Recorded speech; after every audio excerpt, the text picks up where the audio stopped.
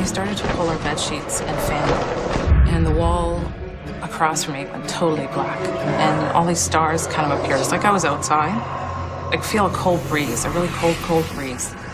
All of a sudden, I feel like I'm being raised up. And I was being pulled in that direction. I just started screaming, "No, you can't take me, no, you can't take me." I was laying in my spot underneath the collapsing beam, and I heard this noise in the kitchen. The best way I can describe it is shuffling, and something's moving through the kitchen and is coming my way.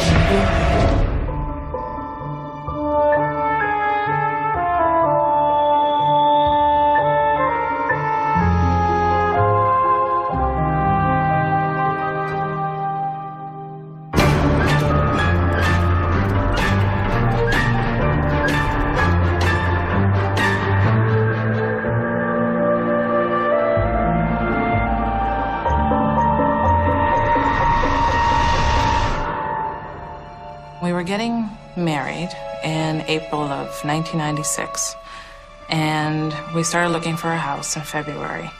And we were looking around, and we ended up in Hamilton on Sunset Avenue. And Paul and I wanted to purchase it. The house was a very old home. This is the home that I felt we could really live in. So we did end up purchasing the home. Shortly after that, a few months later, I was doing laundry, and Paul had come in, and he said, why is the ghetto blaster on the floor?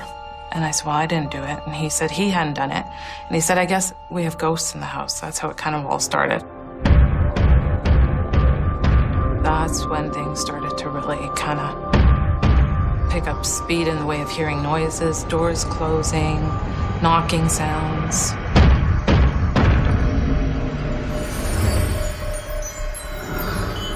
There are a million ghost stories out there, and a million different ghostly personalities. From Casper the Friendly Ghost to the violent spirits of teenage movies. It seems ghosts, like the living, run the gamut of temperaments. Welcome to Ghostly Encounters. I'm Lawrence Chow. Today we'll talk about the passive and the aggressive. Two types of ghosts with one end result. As a newlywed, Rosanna Mose moved into a big old house. But she says she also moved in with an aggressive, bullying ghost.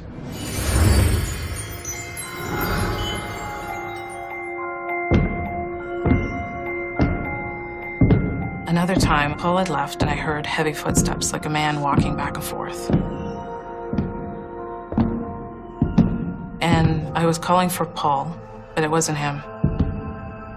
And when I said, "Can you please stop?" the footsteps stopped. It was kind of creepy where it was kind of taking over in a way. I just felt like I wasn't alone ever in that home. I was just coming up the stairs to go get something, and just the doors would just automatically start closing one after the other. I just stood there for a few seconds and I'd go and open them. I didn't really fear it. I didn't look in to see if there was something behind there, because I know there wouldn't ever be anything behind there. It was just whatever energy was doing whatever it wanted to do. It was wanting to slam the door shut. And there were other incidences where my niece and nephew were alone in one of the rooms in the house and the door slammed shut. And it just wasn't opening. Some force was holding it. I just started yelling, and I said, "If you won't let me turn this knob, I'm gonna kick the door down." I was gonna do it just to get to them. I was determined to get to them. So I told him to stand back, and I said, "Auntie Rose coming, don't worry." And that's when all of a sudden it was just a regular doorknob, just turn it open. So, because they never stuck. Our doors never stuck. There were no locks on them upstairs, nothing. Probably a cleansing may have helped, I think. I didn't even cross my mind, to tell you the truth. I was just kind of hoping it was becoming normal in a weird kind of way to me. It was just part of the house, part of my life. In a way, I think that's one of the problems there too, was I didn't show fear. I'd stand up to whatever was there and make them understand this was my house too. The house was located near Dundurn Castle, and I went on one of the tours one night. And what they had said was that when the Irish immigrants and other immigrants had settled in, a lot of them developed cholera, and that's where they were buried. And the War of 1812 started in the area that we lived in, so there's a lot of history there.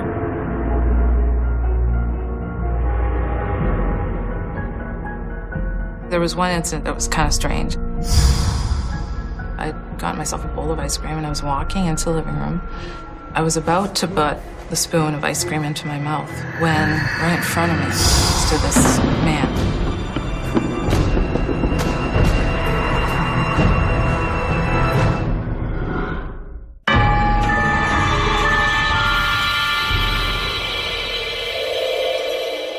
There was one incident that was kind of strange.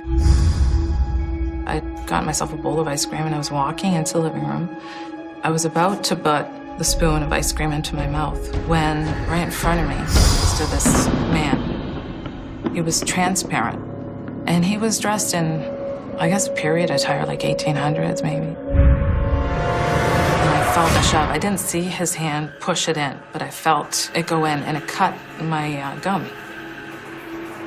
He knew that he had hurt me, and he had this kind of demented, kind of happy look, like a sneer almost, that he had accomplished what he wanted to accomplish. And then he just disappeared, just gone.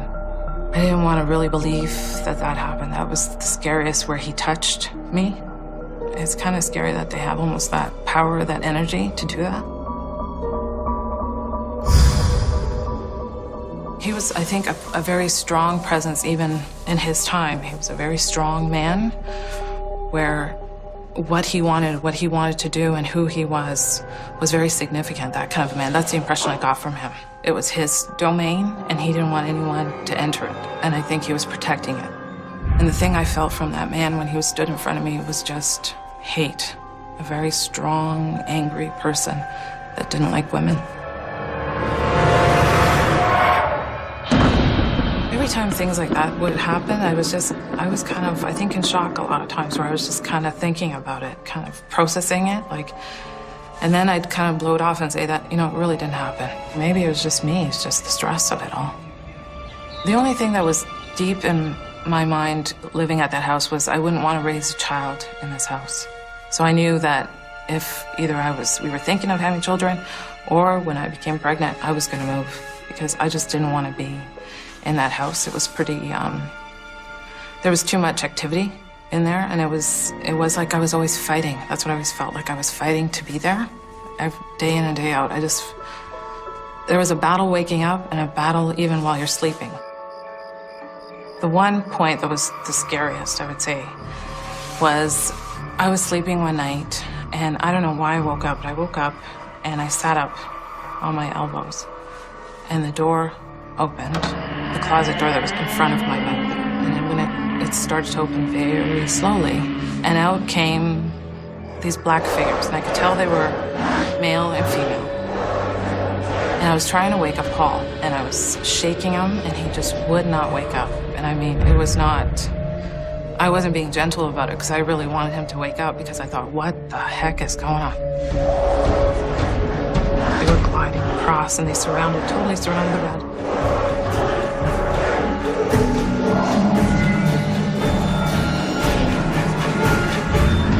And all of a sudden, they just start picking up the blankets and the bed sheets and start fanning them. And the wall across from me went totally black. The room kind of went black, and all these stars kind of appeared. It's like I was outside. I feel a cold breeze, a really cold breeze. All of a sudden, I feel like I'm being raised up, and I was being pulled in that direction.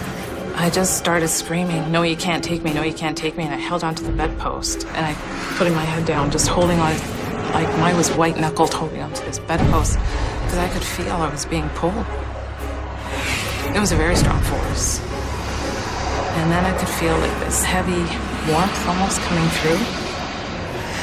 And I turned to look at them, and they were all gone. The bed sheets were at the end of the bed, and the door was open. My heart was pounding. I just sat at the end of the bed for a little bit, just kind of thinking about what had happened. And, I didn't want to go near that door of the closet door. I didn't even close it or anything. I just sat there, just kind of thinking about everything that happened. And then a few years later, I was telling this woman that I worked with the story, and she said, because she believed in the supernatural, and she said to me that you're protected. That's why, because she said they wanted you dead.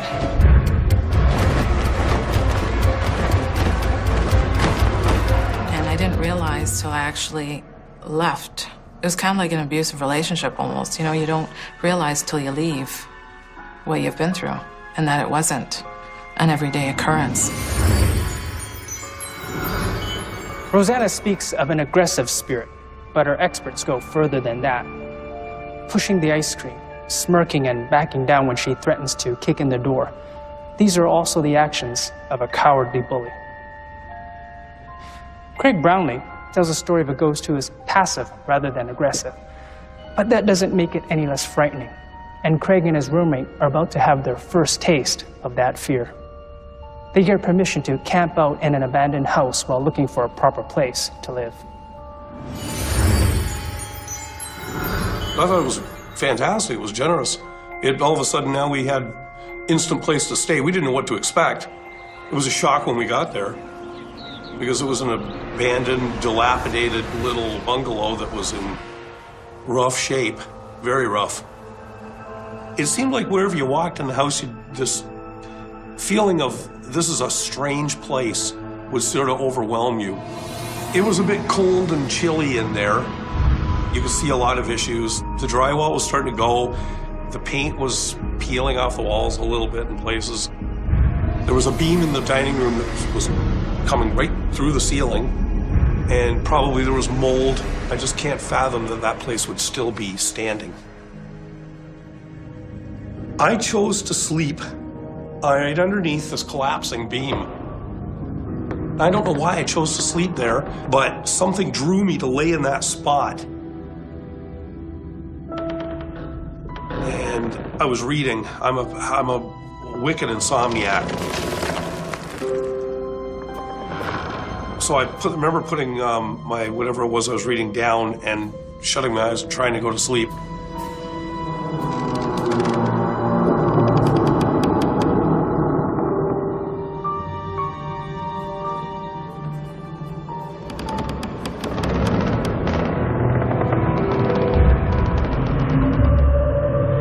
This noise in the kitchen. The best way I can describe it is shuffling. And I remember turning my head, looking into the entrance of the kitchen, and something's moving through the kitchen and is coming my way.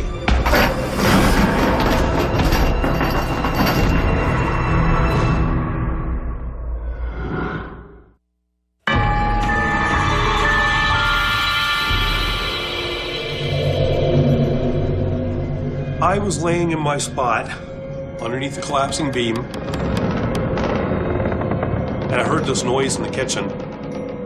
It seemed to be shuffling noises, and they were very clear, really clear to me. So I knew that it wasn't my roommate because I knew that I could hear him snoring. And the shuffling seemed to get louder, so I can tell something's moving through the kitchen and is coming my way. And I heard chains. They were dragging on the floor. I'm starting to get anxious. And then all of a sudden, this image is at the doorway.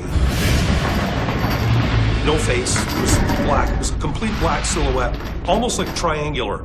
It had a huge, wide rim hat on, almost like a cowboy hat. Even though it was a black silhouette, it was vivid. It was clear as a bell.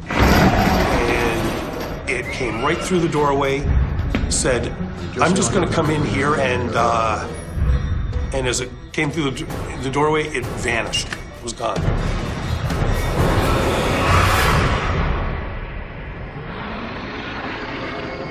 My breath was taken away. I was startled and stunned and shocked, and I jumped up, and I walked to the kitchen, and I looked on the floor to see if it had dropped anything, any kind of physical sign that it had been there. I saw nothing. And I went down the hall and woke my roommate up and told him about it, and he was very, very scared. He was shaking and saying, well, let's just go, let's go. Like, I don't want to be here anymore. And I said, well, it's no big deal. I just let you know. I'm freaked out. I wanted to talk about it. I wanted to tell somebody, you know. was such a, I've never experienced anything like that. It was extraordinary. It wasn't a ghost voice, and I can hear it as plain as you and I are talking right now. It was normal. It was matter of fact, is the best way to put it. I've retraced my steps about that a number of times. I wanted to finish his sentence. I'm going to come in here and have a bowl of cereal. I'm going to come in here and lay down and die. I'm going to come in here and what? I have no idea. I think that sleeping under the beam and the image coming through the kitchen was somehow connected. I don't know how, though. I don't know how. I don't know how they can't be connected, because I consider myself a fairly intelligent person. And to sleep where I did and to see what I did certainly is strange. Again, it wasn't like it was threatening or anything. And because it said what it said so casually, it didn't freak me out. Certainly, you know, my roommate was, because this guy was ultra sensitive to what happened. And it was a lot easier to scare him. There was no furniture in the house except for an old couch in what would have been the living room and a big bear skin rug in the basement with the bear head on it. And the bear skin rug was right in the middle of the floor, which was creepy, really creepy. I saw it as a prop. I can use this to freak out my roommate. It's the only thing I saw about it.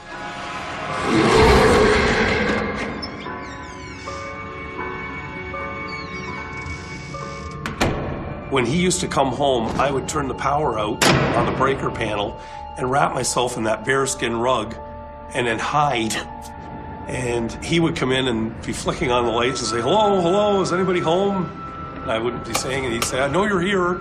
And he was getting more and more scared all the time. And then I'd jump out from a closet or something and roaring like a bear with his bearskin rug on myself.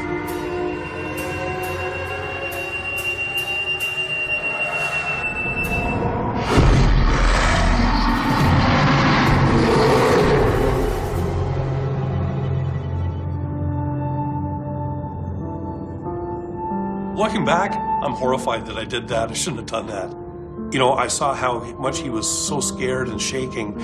I mean, I did apologize to him numerous times after that for what I did. It became a bigger deal after he saw that image. I was sitting on the couch, and we were in this hysterical laughing fit over something. And, you know, he just kind of casually glanced down the hallway, and he screamed. He said, "I just saw that thing you saw." And I said, "What?" I asked him to describe it. He described exactly what I saw. He said it had the big hat on. There was no face. He said, "I just saw it standing in the doorway." And said, "We got to get out of here. Like, we got to go." You know, if he wanted to go and I knew how hard he was taking this thing, I was all for getting out of there. I got the feeling that it took advantage of the fact that we were vulnerable or sensitive to it. Certainly he was, because he was freaked out. I would tease anybody about that kind of thing ever again, and I never did, because I'm sensitive to that now. And I'm sorry for for scaring him. And young and foolish, you know, I guess. The phantom Craig talks about doesn't do anything. It's passive. But it still seems more terrifying than Rosanna's aggressive ghost. So frightening that two young men hightailed it out and found a new place to live. His roommate's fear is partly due to Craig's practical jokes. But Craig also may not understand the ghost in his story. He speculates it is taking advantage of their vulnerability. But our experts say it is the ghost and not the two roommates who is vulnerable. Traditionally, this would be called a prisoner ghost, trapped in the house and unable to move about freely. Passive or aggressive, it doesn't seem to matter. For Craig and Rosanna, both were scary, both made believers of their storytellers, and both ultimately became too much to live with. Anywhere I go now, I think, you know, like there could be something in this place or about this place. Who knows what? Who knows what the reasons are? Who knows what it was? Who knows why these things happen like they do? But it's been with me ever since. You know, I can't. I wish I could. I wish I hadn't seen it, but it is what it is. I can't take it away or change it. I mean, there's no question to deny it. That's the way I feel. You have to believe in the paranormal. How can you not? If you've experienced what I've experienced and been through what I've been through, for me not to say it doesn't exist is totally insane. There is something going on.